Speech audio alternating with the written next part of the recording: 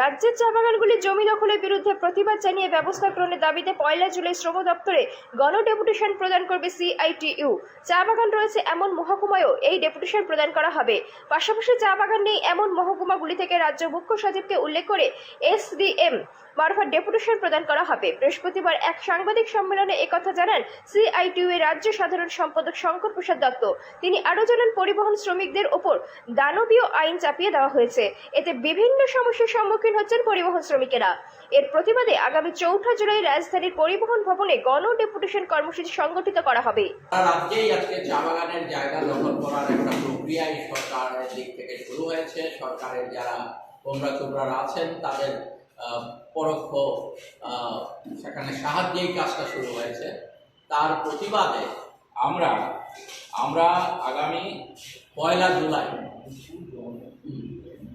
এই জগন্নাথপুর ছাড়াও মোহনপুরও এরকম ঘটনা ঘটেছে, আরো কিছু কিছু চা বাগানে এই সমস্ত ঘটনা ঘটছে।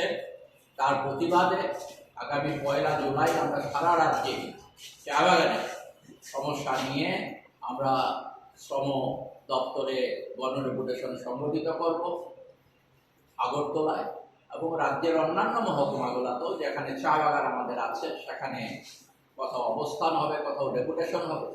যে সমস্ত মহকুমাগুলোতে চা বাগান নেই সেই সমস্ত মহকুমা থেকেও চিফ সেক্রেটারিকে অ্যাড্রেস করে মহকুমা শাসকের মারফতে ডেপুটেশন প্রদান করা হবে, যাতে অবিলম্বে এই বেআইনি কাজ বন্ধ করার জন্য রাজ্য সরকার ব্যবস্থা গ্রহণ করে 1 জুলাই কর্মসূচি আমরা গ্রহণ করেছি।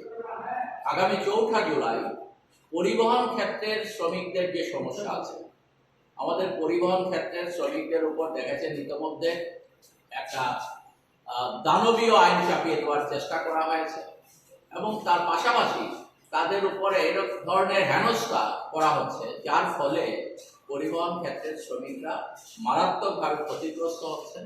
তারই প্রতিবাদে রাজ্য কেন্দ্রে সারা রাজ্য থেকে শ্রমিকরা আসবেন পরিবহন ক্ষেত্রে।